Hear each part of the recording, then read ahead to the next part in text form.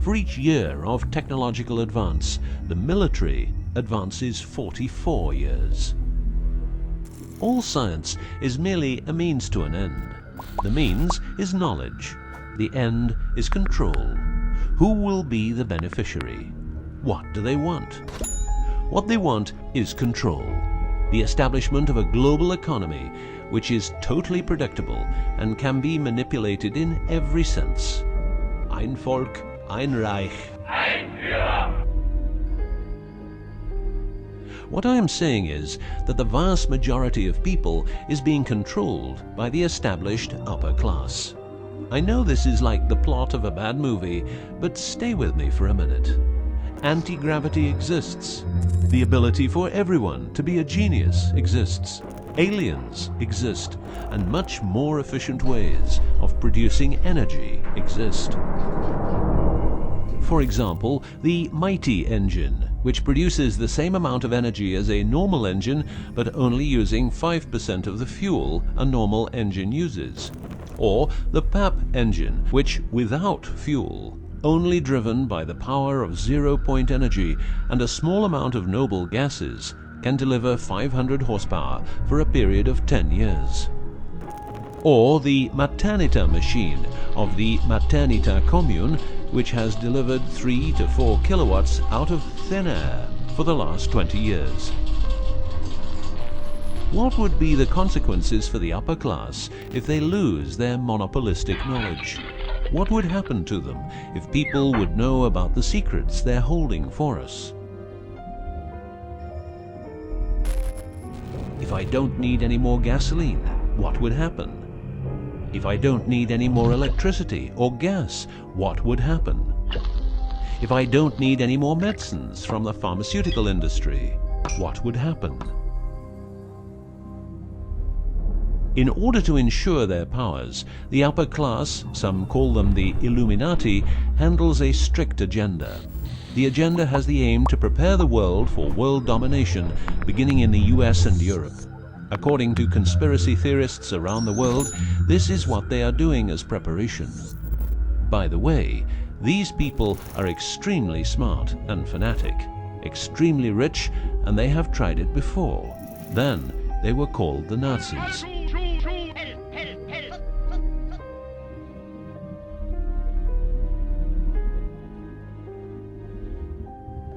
Although what you are going to see and hear sounds very peculiar, remember that a lot of people, for instance, ex-personnel of the US and UK armed forces, have been brutally murdered for making their information public.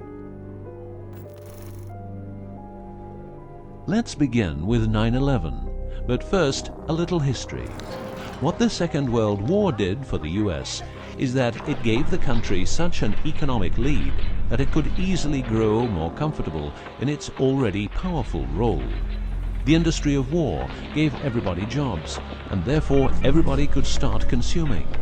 Marshall aid gave Europe the economic impulse it needed.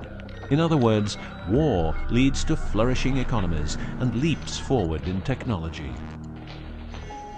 The process of transformation, even if it brings revolutionary change, is likely to be a long one, aside from some catastrophic catalyzing event like a new Pearl Harbor. These are the words of a neocon think tank whose members count people like Dick Cheney, Wolfowitz, and Donald Rumsfeld. What it says is that America needs a war to transform into its next shape, and 9/11 is our new Pearl Harbor. In the manipulation of people, one of the strongest weapons is to make people believe someone else did it. What I'm trying to say is that the US government is trying to make the people believe Osama did it. But did Osama do it? Did you know that 6 weeks before the WTC towers collapsed, the owner had a new insurance policy made up, ensuring that the owner, if the towers would collapse due to a terrorist attack, would receive the amount of $3.5 billion. The owner, because 2 towers went down, tried to claim 2 times $3.5 billion, but only received 2.2. what happened to building number 7?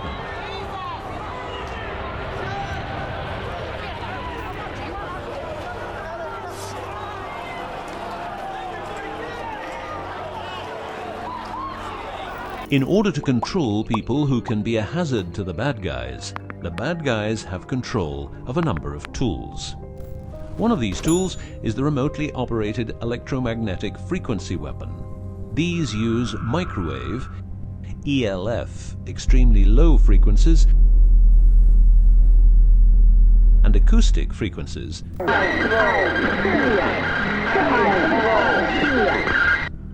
to covertly attack and harass innocent citizens.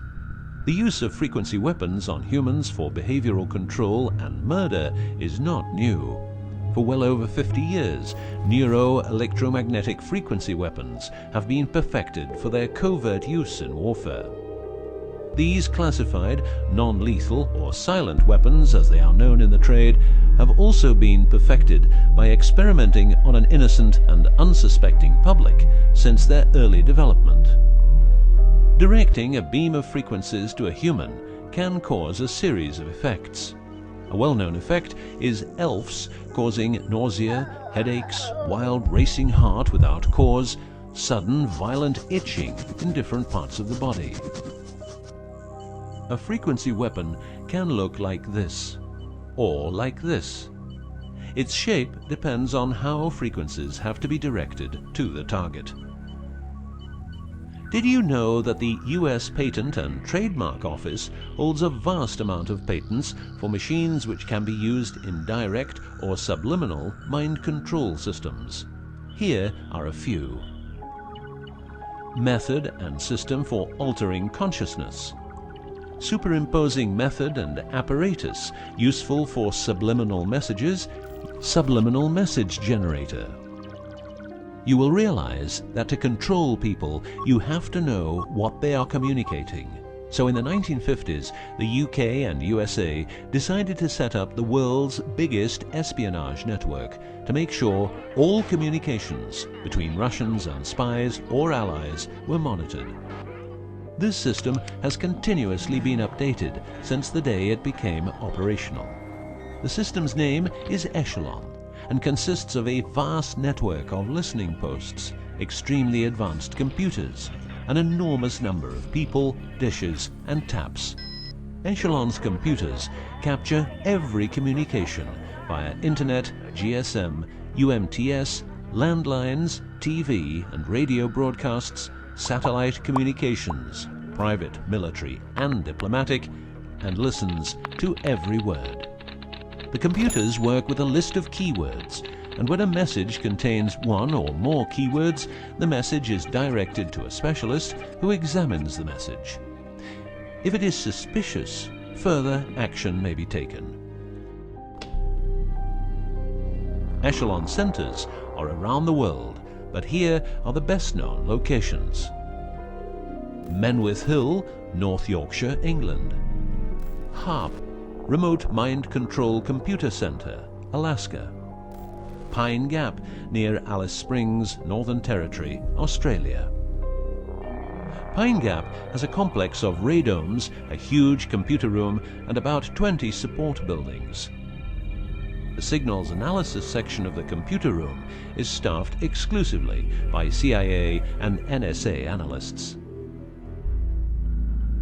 Within the USA, Australia, and the UK, the NSA can plug into every telephone call and message entering, leaving, or transiting the country. The NSA is also constructing a network of towers up to 500 feet high, each tower at a distance of 200 miles from each other and stretching from the east to the west of the US. The network is called GWEN, Ground Wave Emergency Network. This network transmits very low frequencies combined with ultra-high frequencies and is used in case the communication systems in the US are rendered useless because of a nuclear attack. Coincidentally, the frequencies of GWEN coincide with the frequencies being used by frequency weapons. Also coincidental is the fact that mobile telephone systems like GSM and UMTS also operate in the same frequency areas as some frequency weapons.